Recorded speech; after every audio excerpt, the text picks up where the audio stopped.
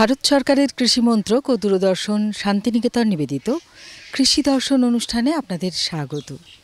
আজ আমরা এসেছি বোলপুর শ্রীনিকেতন ব্লকের অন্তর্গত কামারডাঙ্গা গ্রামে। আমার সঙ্গে রয়েছেন এই গ্রামের বেশ কয়েকজন কৃষক বন্ধু। আমরা কথা বলবো তাদের সঙ্গে, কথা বলে জানবো তাদের সারা বছরের কৃষিকাজের কথা, কৃষি সংক্রান্ত অভিজ্ঞতার কথা এবং কোনো রকম সমস্যা থেকে থাকলে সেই সমস্যার কথাও, এবং সেই সব সমস্যার সমাধান জেনে নেব আজকের অনুষ্ঠানে উপস্থিত কৃষি বিশেষজ্ঞের কাছ থেকে। কৃষি বিশেষজ্ঞ হিসেবে আজ আমাদের সঙ্গে উপস্থিত রয়েছেন অভিজিৎ মুখোপাধ্যায়, যিনি সহকৃষি অধিকর্তা, মৃত্তিকা ও জল ব্যবস্থাপনা সিউড়ি। আমরা প্রথমেই যাব কৃষক বন্ধুদের কথায়। নমস্কার, আপনার নাম? আমার নাম পূর্ণচন্দ্র পাল। আচ্ছা, কী কী চাষ করেন? আলু, গম, সর্ষে, ধান। তার মানে অনেক রকমের চাষই রয়েছে, তো চাষের একটা বিরাট অভিজ্ঞতা রয়েছে। তো এই মুহূর্তে মাঠে কি কোনো রকম সমস্যা কিছু দেখছেন? সমস্যা এখন জল নেই পুকুরে। আচ্ছা, ফসল লাগাতে পাওয়া যাচ্ছে না। আচ্ছা আচ্ছা, তো কোন চাষ করতে চাইছেন এই মুহূর্তে? এখন আলু কীভাবে চাষ করা যায়, সর্ষে, গম, আলু, ওই ধসা লাগছে, ওষুধ টষুধ হ্যাঁ কী দিতে হবে না হবে। আচ্ছা, আমরা অনেক রকম চাষ তো করেইছেন কৃষক বন্ধু, সে কথা আমরা জেনেছি। এই মুহূর্তে মাঠে সমস্যা রয়েছে, কাজ করতে গেলে সেই সমস্যার সম্মুখীন হতেই হয়। তবে এই মুহূর্তে উনি জানতে চাইছেন আলু চাষের ক্ষেত্রে ধসা লাগলে কি করণীয়। এই ধসা রোগটা যেটা আছে, এই রোগটা সম্বন্ধে যদি আপনি করে জানেন তাহলে দেখবেন যে এটার আমাদের যেটা আবহাওয়ার তারতম্যর ওপর কিন্তু ধসা রোগটা অনেক নির্ভর করে যায়। এখন অবধি দেখুন আমাদের যে আলু গাছ মোটামুটি লাগানো হয়ে গেছে, এবার যেগুলো কানিমাটি বা জল বা এগুলো পরের দিকে দেবো, কিন্তু আমাদের মাঘ মাসের সময় যে কুয়াশা বা যে আর্দ্রতাজনিত আবহাওয়া থাকে, সেই আর্দ্রতাজনীয় যে ভেজা ভেজা আবহাওয়া থাকে, সেটার জন্যেই কিন্তু ধসা রোগটা আপনার কিন্তু বাড়ে বা আসে। আমাদের যেটা দেখা যায়, যেটা নাবি ধসা, যেটা সর্বপ্রথম এখানে গাছে আমাদের আলু চাষের এতে আসে, দেখবেন আলু পাতার চারিদিকে একটু কানার দিকে দেখবেন জল বসা, প্রথমে একটু জল বসা বসা দাগ আসে। ওই জল বসার দাগটা আসার পর আমাদের কিন্তু লক্ষ্য সবসময় ওই সময় থেকেই রাখতে হবে। দেখবেন আবহাওয়ার তারতম্য কীরকম, কুয়াশা বেড়ে যাবে। দিন আর রাতের যে তারতম্যটা হচ্ছে তাপমাত্রার, এই দিন আর রাতের তারতম্য হওয়ার জন্যই কিন্তু আপনাদের এই ধসা রোগটা বাড়ে। এই ভাইরাসটা কিন্তু ছড়ায় দেখবেন ওই সাদা মাছি বা জাপ পোকা এইসব জাতীয় ওর পোকাগুলোকে ছাড়ায়। তো এই পোকাগুলো যখন আপনার এতে সাদা মাছি বা এতে ছাড়ায়, তাই আমাদেরকে মারতে হবে কোনগুলোকে? সাদা মাছি বা জাপ পোকা, এদেরকে মারতে হবে। তো এই সাদা মাছি বা জাতে পোকা মারার জন্যে আমরা ইমিডাক্লোরপিড যে ওষুধটা আছে, বা বলতে পারেন প্রপিকোনাজোল, বা বলতে পারেন ট্রাইসাইক্লোজোল, যেগুলো আছে, যেমন ইমিডাক্লোরপিড আমার 1 লিটার 1 ml 5 জলে 5 লিটার জলে, বা আপনি যদি প্রপিকোনাজোল বা এগুলো দেন, এগুলো 0.5 গ্রাম যেগুলো আছে, এগুলো 1 লিটার জলে দিয়ে আপনি গুলে এগুলো স্প্রে করতে পারেন। অবশ্যই একটা কথা মনে রাখবেন যে জল কিন্তু আমরা যখন স্প্রে করব, জল কিন্তু অবশ্যই কিন্তু অন্তত 4 ব্যারেল জল আমাদের প্রতি দিতেই হবে। আমরা কি করি, চাষি ভাইরা যে জিনিসটা করে সেটা হচ্ছে যে জলটা কম দিয়ে ওষুধটাকে একটু বাড়িয়ে দিয়ে আমরা দিয়ে দিই। তাতে কি হয়, ওই যেটা আছে রাসায়নিক আমার যে বিষটা দিচ্ছি তার ডোজটা কিন্তু বেশি পড়ে যাচ্ছে মাঠে। তার জন্য কি হয়, পোকাগুলো কিন্তু ওই রেজিস্ট্যান্ট হয়ে যায়। সেই জিনিসটা অবশ্যই করবেন না। প্রথমে আমাদের এখানে যেটা আসে সেটা হচ্ছে নাবি ধসা আসে। এই জল বসা দাগগুলো আস্তে আস্তে বড় হয়ে দেখবেন কালো হয়ে যাবেন, পাতাগুলো শুকিয়ে যাবে। তো সেই কারণের জন্যে যে আমাদের যেটা করতে হবে, সর্বপ্রথম যখন আমার নাবি ধসা লাগছে, দেখতে হবে যেটা যে আমাদের ধসা লাগার সময় যদি মাঠের কোনো 2-4টে গাছের মধ্যে লেগে থাকে, তাহলে তাড়াতাড়ি সেই গাছগুলো, আক্রান্ত গাছটিকে তুলে ওটাকে পুড়িয়ে ফেলতে হবে, মাটির ভেতরে পুঁতে ফেলতে হবে, মাটিতে পুঁতে দিতে হবে। কিন্তু যদি আমরা দেখি যে না এরকম ছড়াচ্ছে, বেশি হচ্ছে, তখন কিন্তু আমাদের যেটা বা ওষুধ দিয়ে এটার ব্যবস্থা নিতে হবে। ওষুধ যেমন আমরা কীরকম নিই, আপনারা চাষি ভাইরাও জেনে থাকবেন যে ম্যাঙ্কোজেব যেটা আছে, আমরা 2.5 গ্রাম প্রতি লিটার জলে, বা ম্যাঙ্কোজেবের সঙ্গে এখন যেহেতু ধসার এটা ম্যাঙ্কোজেব অনেক দিন ধরে চাষিরা দিয়ে যাচ্ছেন, তাতে এখন আমাদের যেগুলো আছে সাইমক্সিন ম্যাঙ্কোজেবের সঙ্গে যে কম্বিনেশন ওষুধটা আছে, বা ম্যাঙ্কোজেবের সঙ্গে মেটালেক্সিল যে কম্বিনেশনটা আছে, এগুলো 2.5 গ্রাম প্রতি লিটার জলে আপনারা দিয়ে কিন্তু গাছে স্প্রে করবেন।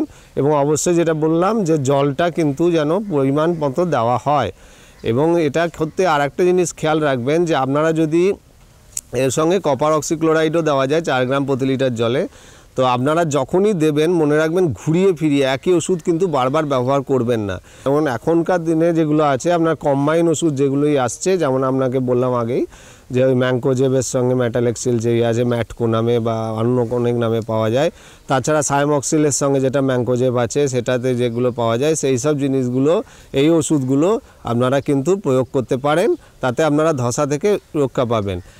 আলুর ধসা কী কারণে লাগে এবং লাগলে কি করণীয় জেনে নিয়েছি আমরা, জানবো পরবর্তী কৃষক বন্ধুদের কাছ থেকে তাদের জানতে চাওয়ার বিষয়গুলি। নমস্কার, আপনার নাম? আমার নাম তমাল বাগ। আচ্ছা, কি জানতে চান আর কি চাষ করছেন সেটাও জান।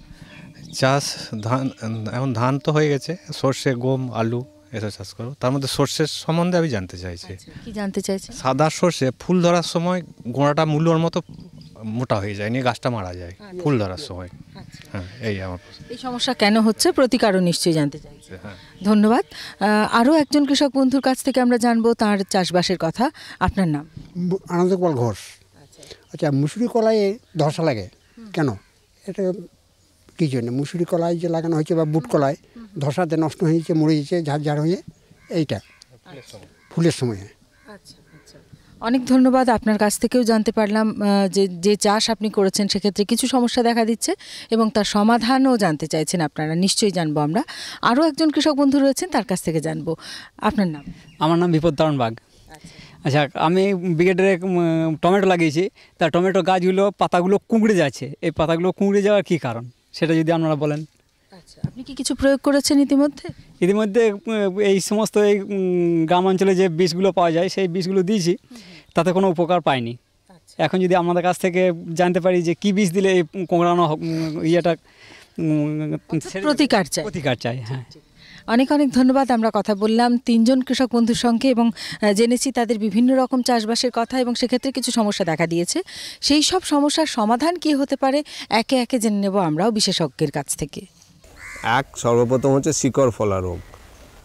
এই সর্ষের শিকড় ফলা রোগ এটা কিন্তু একটা সর্ষের বিরাট সমস্যা, এবং এই সমস্যার ফলে একটা জিনিস যেটা সর্বপ্রথম যেটা আশি ভাইকে এটা করে রাখতে হবে, সেটা হচ্ছে উনি যদি এই সর্ষেতে শিকড় ফলা রোগের সময় যে সেচটা দিচ্ছেন এই সেচটি বন্ধ করতে হবে, কেননা এই সেচের দ্বারাই কিন্তু শিকড় ফলা রোগটা কিন্তু পরবর্তী মাঠেও ছড়ায়। এই শিকড় ফলা রোগটা একমাত্র কারণ হচ্ছে মাটি যদি আমার বেশি টক হয়, অম্ল হয়, সেইখানে কিন্তু শিকড় ফলা রোগটা হয়। এবং এই শিকড় ফলা রোগটার ফলে প্রথম দিকে আমাদের দেখতে হবে, যদি 2-4টে গাছ যদি আক্রান্ত হয়েছে, তাহলে এই 2-4টে গাছ আমাদেরকে তুলে ফেলে আবার করে ওটাকে সরিয়ে দিতে হবে আমাকে ওই মাঠ থেকে। এবং এটার ক্ষেত্রে একটা জিনিস খেয়াল রাখবেন যে শিকড় ফলা রোগের ক্ষেত্রে কিন্তু আমাদের বিশেষ কোনো ওষুধ বা কিছু নেই। যেটা করতে হয়, যদি সেই মাঠে আমার দেখি যে 1 বছর যদি শিকড় ফলা রোগ হয়, তাহলে আমাদের যেটা করতে হবে 3-4 বছর কিন্তু ওই মাঠে আর সর্ষে করা যাবে না। এবার চাষিরা বলবেন তাহলে আমার মাঠ কোথায়? আমার তো দোয়ে মাঠে সর্ষে লাগায়, যেটা আর্লি জলে জলদি ধান ওঠে, সেই ধান তুলে আমরা সর্ষে লাগাই, তাহলে ধান কোথায়? এই শিকড় ফলা রোগকে যদি চাষ সত্ত্বেও আমাদের কি সর্ষে লাগানোর কোনো জায়গা না থাকে, তাহলেও যদি সর্ষে চাষ করতে হয়, তাহলে মোটামুটি ধরে রাখবেন আমাদের 2টো জিনিস করতে হবে। এক হচ্ছে শিকড় ফলা রোগ এই যে মাঠে আসছে, যেখানে চাষ সর্ষে আমাদের তাও লাগাতে হবে, সেই সর্ষে লাগানোর অন্তত 1 মাস আগে আমার যখন বা 15-20 দিন আগে আমাদের যেটা করতে হবে সেটা হচ্ছে যে চুন, মাটিতে চুন বা সোহাগা, চুন বা বেসিক স্ল্যাগ, যেটা সোহাগা নয়, বেসিক স্ল্যাগ যেটা, সেইটা আমাদেরকে মাঠে কিন্তু দিতে হবে। তো এই বেসিক স্ল্যাগ বা চুন যেটা মাটিতে আমাকে দিতে হবে, সেটা আমাদের চাষ দিয়ে মাটির সঙ্গে মিশিয়ে দিতে হবে এবং তার 1-2 দিন বাদে আমাদের সেচ দিতে হবে, 1-2 দিন বাদে। তো আমাদের যেই চুনটা বা দিতে পারি সেটার কিন্তু মাত্রাটা অনেক বেশি, কিন্তু একবার যদি আমরা এটা দিতে পারি তাহলে আমাদের কিন্তু অন্তত 2 থেকে 3 বছর এটা থেকে আমরা এই শিকড় ফলা রোগ থেকে রক্ষা পেয়ে যেতে পারবো। তো যেটা আমাদের যদি মানে একর হিসাবে ধরেন, তাহলে 10 কুইন্টাল, কথাটা শুনতে মানে অনেকটাই ডোজ, 10 কুইন্টাল প্রতি একরে আমাদের এটা ডোজ লাগে। কিন্তু আপনারা যেটা করতে পারেন মানে 18 কেজি আপনি যদি কাটাতে আসেন, তাহলে প্রায় আপনার 15 থেকে 16 কেজি কাঠাতে কিন্তু চুনটা দিতে হবে। এবং এটা কিন্তু খেয়াল রাখবেন যে এটা মাটির সঙ্গে ভালো করে মিশিয়ে দিতে হবে, এবং এইটা দেওয়ার সময় বা এতে দিতে গেলে আপনারা দেখবেন যে আপনার মাটি যে মানে দিচ্ছেন সেই জায়গার যে মাঠটা দেখবেন, যে মাঠটায় দিচ্ছেন আপনারা, তার তাপমাত্রা কিন্তু অনেকাংশে দেখবেন বৃদ্ধি পেয়ে যাবে। এবং এটা চুনটা মিশিয়ে দেওয়ার পরই আপনার কিন্তু 2-3 দিন বা 1-2 দিন বাদে আপনি একটু সেচের জল দিতে হবে। এবং একটা কথা মনে রাখবেন, অন্তত 15 দিন কিন্তু টাইমটা দেবেন, নইলে কিন্তু আপনার পরের দিকে সর্ষে যেটা লাগাবেন সেটার কিন্তু খুব তাড়াতাড়ি যদি আপনারা করেন তাহলে কিন্তু আপনাদের সর্ষের যেটা পরবর্তীকালে বীজটা ছড়াবেন সেটা থেকে অঙ্কুরোদ্গমে কিন্তু সমস্যা দেখা দিতে পারে। সেই জন্যে অন্তত চুন ছড়ানোর 15 দিন পর কিন্তু আপনারা আপনার সর্ষেটা চাষ করবেন। এইটা হচ্ছে শেকড় ফলা রোগ নিয়ে। আর একজন আমার চাষি ভাই যিনি বলেছিলেন মুসুরি কলায় বা বুট কলায় যেটা উনি লাগাচ্ছেন সেটাতে ধসা সম্বন্ধে।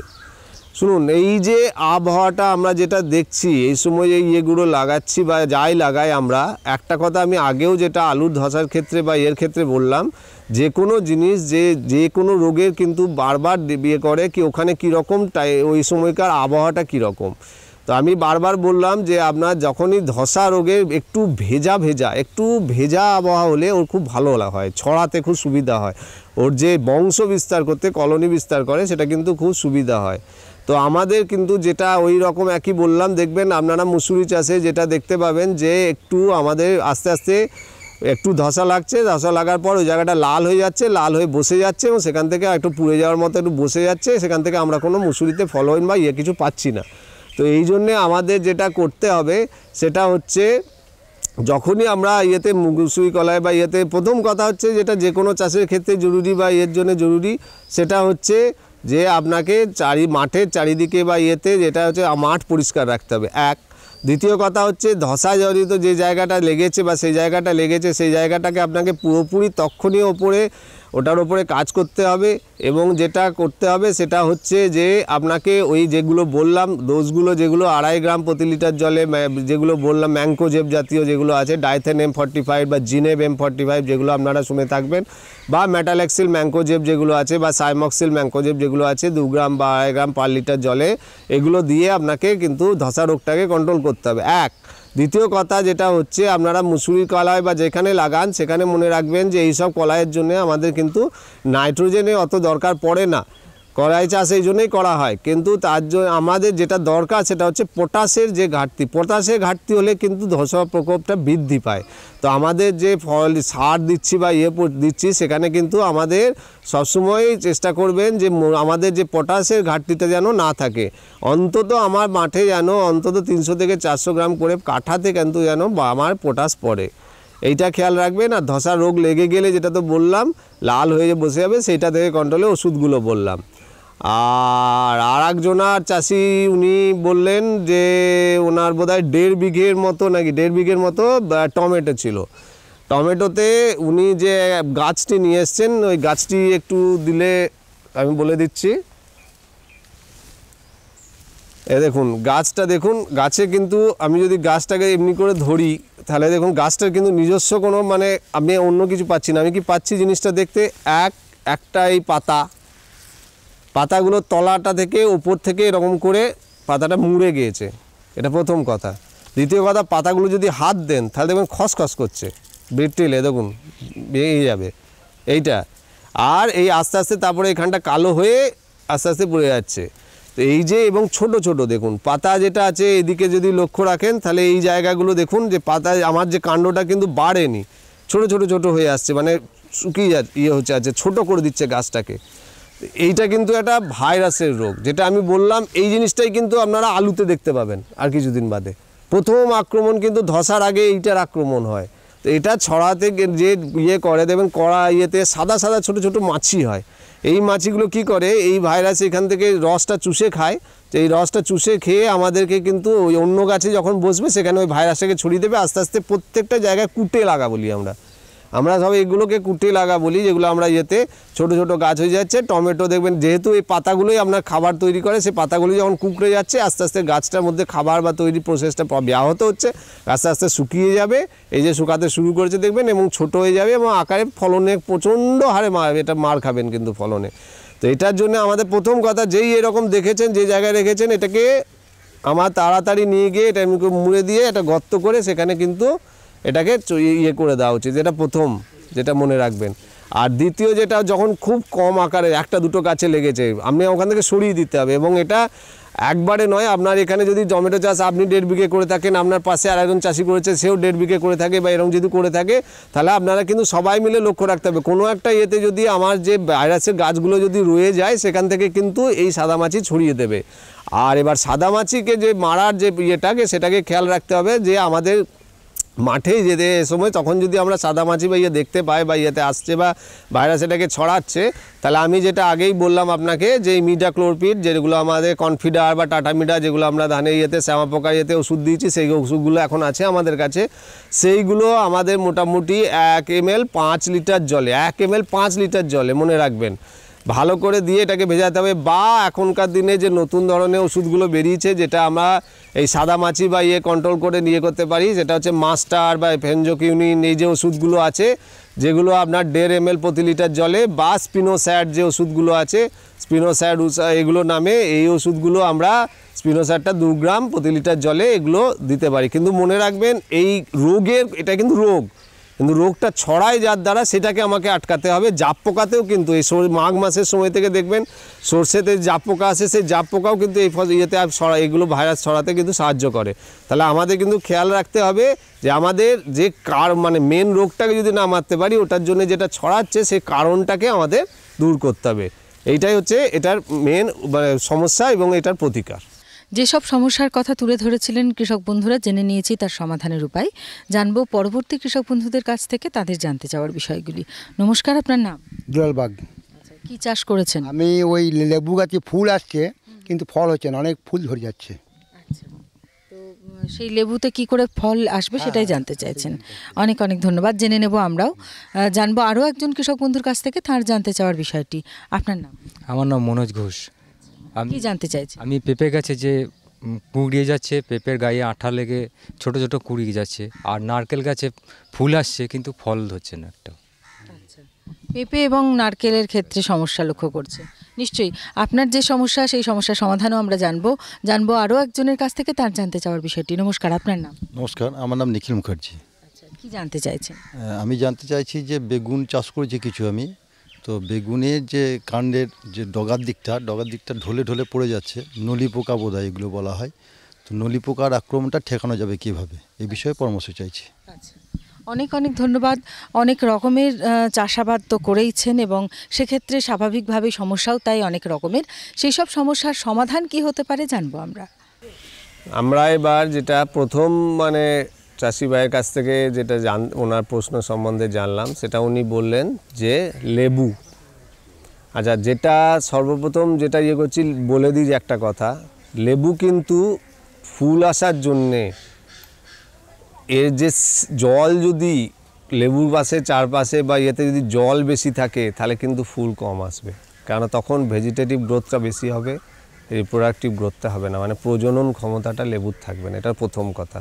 জলটা এমনভাবে দিতে হবে যে জল যেন আমার দাঁড়িয়ে না থাকে, মাটিটা ভিজে থাকে কিন্তু জলের আধিক্য যেন না থাকে, এটা একটা খেয়াল রাখবেন। আচ্ছা, দ্বিতীয় যেটা হচ্ছে, আবার যেটা বলে দিলাম, জলের আধিক্য যেন না থাকে, আবার জল যেন শুকিয়েও না যায়, সেটাও যেন না হয়। কিন্তু একবারে জল প্রতিদিন দেওয়ার লেবু গাছে আমাদের এই শীতকালের সময় বা ইয়াসের সময় দরকার নাই। আপনার গাছের জন্যে আপনি এটা করতে পারেন, সেটা হচ্ছে এই যখন ফুল আপনার জাস্ট মানে কুঁড়ি এতে আসছে, তখন আপনি বোরাক্স বা জলে গোলা বোরাক্স যেটা আমাদের এখানে পাওয়া যাচ্ছে, দেখবেন দোকানে, সেটা আপনি 2 গ্রাম প্রতি লিটার জলে, বা জলে গোলা বোরন যেটা আছে সেটা যদি 1 গ্রাম প্রতি লিটার জলে মিশিয়ে আপনি গাছটার মধ্যে যদি স্প্রে করেন, আপনার কিন্তু ফুল দাঁড়াবে। এটা একটা প্রথম কথা। সেকেন্ড কথা, অনেক সময় যেটা হয়, যেটা ছত্রাকজনিত কোনো ইয়ের জন্যে ফুলটা খসে পড়ে যায়, সেটা আমার পরবর্তীকালে ফুলটা দাঁড়াতে অসুবিধার সৃষ্টি করে। সেই জন্যে একটা খুব ভালো ওষুধ আছে, সেটা আপনার ওই ব্যাকটেরিয়া জাতীয় বা যে কোনো জাতীয় ইয়েতের জন্য, সব কিছুর জন্য কাজে লেগে যায়, ছত্রাক বা ইয়ের জন্যে, সেটা হচ্ছে প্ল্যান্টোমাইসিন। আমাদের খেয়াল রাখতে হবে যে প্ল্যান্টোমাইসিন যে ওষুধটা আছে, প্ল্যান্টোমাইসিন ওষুধটাকে আমরা মোটামুটি 1 মিলিলিটার পার লিটার জলে মিশিয়ে নিয়ে আমরা কিন্তু এটাকে স্প্রে করতে পারি, এবং স্প্রে করলে আপনার প্ল্যান্টোমাইসিন যে ওষুধটা আছে সেটা আপনার কিন্তু খুব ভালো কাজ দেয়। এই প্ল্যান্টোমাইসিন ওষুধটা দেখবেন মোটামুটি আপনার যে মানে কি গাছটার ফুলটা দাঁড়াতে সাহায্য করে, এবং ফুল থেকে ফল যখন ছোট ছোট আকারে আসে তখন ওটা ঝরে পড়তে দেয় না। তাছাড়া আর একটা ওষুধ আছে যেটা খেয়াল রাখবেন, এটা তো হরমোন, প্ল্যান্টোমাইসিনটা একটু হরমোন জাতীয় ওষুধ, সেটাকে করে বললাম। এবং এরপরে যেটা আছে ফাইটোনল আছে। ফাইটোনল দেখবেন, এটা আপনারা খুব শুনতে পারবেন, এটা ফাইটোনলটা মানে অনুখাদ্যও আছে, হরমোনও আছে, এটার সঙ্গে পুরো ভালো করে খুব সুন্দর মিশ্রণ আছে। তো এই অনুখাদ্য বা ফাইটোনল যে ওষুধগুলো আছে, এই ফাইটোনল ওষুধটাও আপনি 1 গ্রাম প্রতি লিটার জলে গুলে নিয়ে কিন্তু আপনি এতে লেবু গাছে দিতে পারেন। এই ওষুধগুলো কিন্তু দেওয়ার সময় মনে রাখবেন ফুল এসে যাওয়ার পর কিন্তু দেবেন না, তাহলে কিন্তু ফল হতে একটু অসুবিধা হবে। আপনার যখন ফুল ইয়েতে কুড়ি হচ্ছে, বা আপনি কি করলেন এই বোরাক্স সোয়াগাটা যেটা হচ্ছে ফুল আসার আগে গাছটাকে বুঝতে পারছেন, তখন আপনারা এই সোয়াগের এই জিনিসটাকে দিতে পারেন। এবং পরের দিকে ফাইটোনল দিলে আপনার কিন্তু ফলটা ইয়েতে দাঁড়াতে সাহায্য করবে, এক। আর দ্বিতীয় যেটা হচ্ছে যে জলটা কিন্তু আপনারা মানে জলের আধিক্য রাখবেন না কিন্তু, এটা প্রথম কথা। আচ্ছা, এবার এই লেবু গাছ নিয়ে গেলাম। এবার পেঁপে নিয়ে, পেঁপের ফুল ঝরে যাচ্ছে, আটা হয়ে যাচ্ছে। পেঁপে এমন একটি ফসল যেটা আপনি যদি বাণিজ্যিক আকারে চাষ যদি করে থাকেন তাহলে ভালো, কিন্তু বাণিজ্যিক আকারে চাষ এটা ঘরের ইয়েতে ফসল বা এর জন্যে। তো পেঁপের বা এর যে ওষুধগুলো বা ইয়েগুলো বা আটা লাগে ফল জাতীয় যেটা পড়ে যাচ্ছে, আপনি একটা খেয়াল করে দেখবেন যে আপনার ইয়েতে যেটা বা পেঁপের মুচি যেখানটা আছে বা সেখানটা আছে, সেখানে কোনো ফুটো বা ছিদ্র দেখতে পাচ্ছেন কিনা, বা সেখানে কোনো পিঁপড়ে লেগেছে কিনা, এইটা আগে একবার দেখবেন। বা ফল যখন ছোটো আকার, আপনি এই ফাইটোনল যে ওষুধটা বললাম, এটা এই পেঁপের ক্ষেত্রেও কিন্তু ফুল আসার জাস্ট আগে আপনি দিতে পারেন। কিন্তু দেওয়ার ফলেও দেখা যাচ্ছে আপনার হয়তো পেঁপেটা হয়তো দেখতে পাচ্ছেন যে আপনার যখন মানে ছোট হয়ে ওটা খসে পড়ে যাচ্ছে, এবং ওখান থেকে আপনি যখন ওটাকে মানে ভাঙছেন বা করছেন, তখন একটা আটা জাতীয় পদার্থ বেরোচ্ছে এবং দুর্গন্ধ আছে আটাতে। তো এই জাতীয় এটা মনে রাখবেন যে খেয়াল করে দেখবেন আপনারা, যেটা হচ্ছে সর্বপ্রথম এটাতে একটা পোকাতে একটা ফুটো করছে, পোকা একটা নিজের বাচ্চা এখানে পেড়ে দিয়ে যাচ্ছে, পোকা নিজের ভেতরে সেখানটা কুড়ে খাচ্ছে। তারপরে কি হচ্ছে, ওই জায়গাটা পচন ধরে যাচ্ছে। পচন ধরার জন্যে ওই আস্তে আস্তে যে দুর্গন্ধটা আছে, সেই দুর্গন্ধকে আটাটা তৈরি হচ্ছে এবং খসে যাচ্ছে। তো সর্বপ্রথম যেটা আপনাকে যেটা করতে হবে, যে আপনার ফুল আসার জাস্ট আগে বা এতে ফাইটোনল জাতীয় ওষুধ বা এগুলো তো বোরন যেগুলো যা দেবেন, তার সঙ্গে একটা ছোটোখাটো জিনিস ওষুধ যেগুলো সেভিন দেখবেন আপনারা পান বাজারে, সেভিন পাওয়া যায়, বা মার্শাল জাতীয় যে ওষুধগুলো আছে, কার্বোসালফান যে ওষুধগুলো আছে, এগুলো 2.5 গ্রাম প্রতি লিটার জলে গুলে একবার স্প্রে করে দেবেন। এবং স্প্রে করার পরে এটাকে ফুলটা যখন এলো, তখন আপনারা ফুল আসার আগে একটা ফাইটোনল জাতীয় ওষুধ দিলেন, ফুলটা দাঁড়ালো, ফলটা করে দাঁড়ালো, বোরনটা হলো। এটা প্রথম কথা। আচ্ছা, দ্বিতীয় যেটা বললেন, উনি পেঁপে নিয়ে দেওয়ার পরে, এবং যে ওনার যে স্যাম্পেলটা উনি এনেছেন তাতে যা দেখলাম, ওটাতেও কিন্তু সেই ভাইরাস জাতীয় রোগ জাতীয় আছে। আর নারকেলের উনি বলেছিলেন যে নারকেলের ফল হচ্ছে না। নারকেলে ফল হচ্ছে না, তার কারণ হচ্ছে আমরা নারকেল গাছ লাগাই, কিন্তু নারকেল গাছের 1-2 বছর বাদে থেকে আমরা নারকেল গাছে কোনো কিছু দিতে ভুলে যাই। আমরা ভাবি নারকেল গাছ লাগিয়ে দিয়েছি, নারকেল গাছে কিছু লাগবে না, এবং তারপরে আমরা ওখান থেকে মোটামুটি ফলটা পেয়ে যাব। নারকেল গাছেরও খাবার দরকার হয়, যে কোনো গাছের মতো যেরকম নারকেল গাছের খাবার দরকার হয়।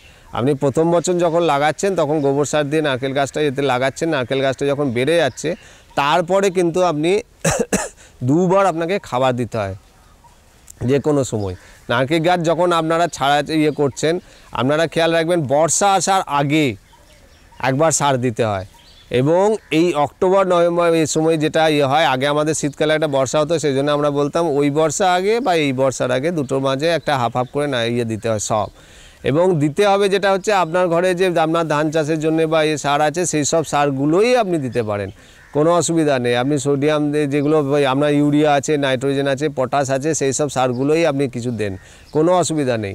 কিন্তু খেয়াল রাখবেন যেটা, যে আমাদের জিনিসটা হচ্ছে দুটো ভাগে এটাকে করতে হবে। হচ্ছে নাইট্রোজেন, ফসফরাস আর পটাশিয়াম যেটাকে আছে, সেই জিনিসটাকে নিয়ে আপনাকে পুরোটা মানে বাড়াতে হবে।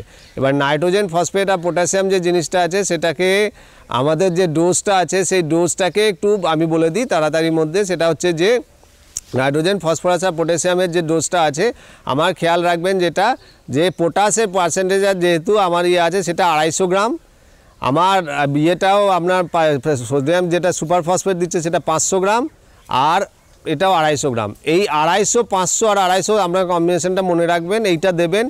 গাছের যেই বৃদ্ধি আপনার বয়স বাড়তে শুরু করে দেবে, গাছের বাড়ার সঙ্গে সঙ্গে আমি এটাকে 100 গ্রাম করে বাড়াতে শুরু করে দেবো সব দিকে। এটা একটা থাম্ব রুল মনে রাখবেন, ক্যালকুলেশন অনেক রকম আছে, তা আছে এটাতে। কিন্তু এটাকে আবার দুটো ভাগ করে আপনাকে কিন্তু দিতে হবে, একটা কখন, একটা বর্ষা আসার আগে জুন মাস নাগাদ, আর একটা দিতে হবে আপনাকে আবার অক্টোবর মাস নাগাদ। হ্যাঁ, বেগুন যেটা আছে, বেগুনের যেটা নলি পোকা একটা বিরাট সমস্যা, আমাদের এটা খেয়াল রাখতে হবে যে বেগুনের নলি পোকাটাকে কন্ট্রোল করতে গেলে যেটা দরকার, যেটা মেন ইয়েতে দরকার, সেটা হচ্ছে আমাদের এই যে মথটা আসছে, মথটা এসে কখন ফুটো করে দিয়ে ওর মধ্যে থেকে পাংচার করে ডিমটা পাড়ছে এবং নলি পোকাটা বেরোচ্ছে, সেইটা কিন্তু খেয়াল রাখতে হবে। এই জন্যে আমাদের মাঠে যাওয়াটা দরকার। এবং বেগুনে যখনই আমি প্রথমবার যখন মথটা দেখতে পেলাম, সেই মথটা কিন্তু আমাদের কোনো ক্ষতি করে না, মথ কিন্তু কাটে না। মথ যেটা করে, ও একটি খুব সুন্দর জিনিস করে দিয়ে যায়, ও বেগুনের নলিতে যে ডগাটা আছে, যেহেতু ওখানে ওটা নরম অংশ, ওরা যে বাচ্চাটা দেবে সেটাকে খাওয়ার জায়গা দরকার, তো সেই জন্য ওইখানে একটা ছোটো ক্ষুদ্র করে ওরা কী করে, ওই জায়গাটাতে নিজের ডিমটি পেড়ে দেয় এবং সেখান থেকে নিম্ফ হয়ে যায়, সেটা গিয়ে বেগুনে ইয়েতে খায়। বেগুনের জন্য আমাদের ওই মথটাকে বাড়তে হবে। এই জন্য প্রথম দিকে যখন মথ আক্রমণ হলো, তখন যদি যে নলি পোকাটা আছে সেটার ডগাটাকে কেটে নিয়ে একটা কাচের পাত্রের মধ্যে রেখে দেবেন, ঢাকা দিয়ে, সাদা কাপড় দিয়ে।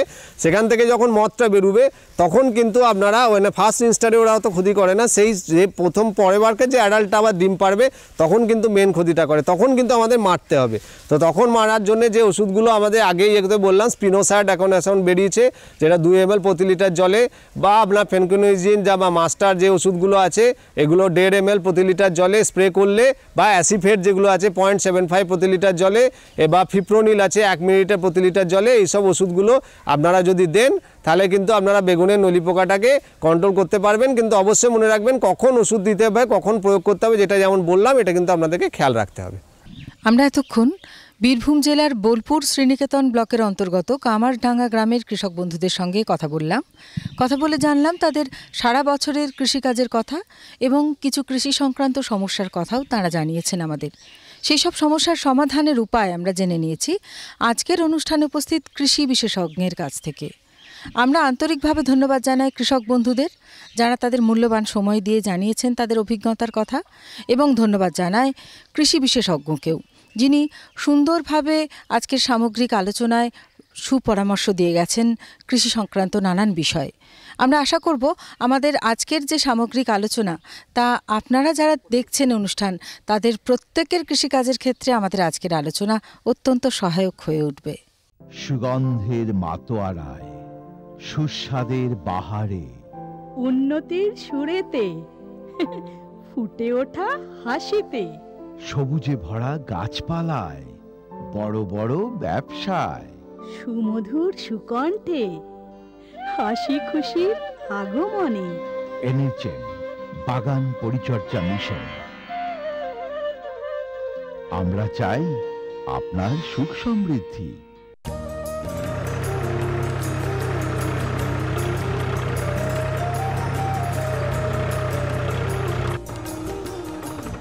আরে ভাই হলকু, বীজ, কীটনাশক, সার, এত খরচের ব্যবস্থা কোত্থেকে? আরে খরচের চিন্তা কোথায়, আমার কাছে আছে এই কিষাণ ক্রেডিট কার্ড।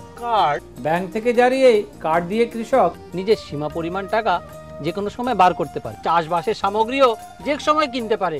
ভাই হলকু, আমার জন্য একটা ক্রেডিট কার্ডের বন্দোবস্ত করে দাও না। আরে কিষাণ ক্রেডিট কার্ডের জন্য কাছাকাছি কোনো ব্যাংকে গিয়ে যোগাযোগ করো আর পাও প্রচুর লাভ। কেমন লাগছে আমাদের অনুষ্ঠান আমাদের চিঠি লিখে জানান।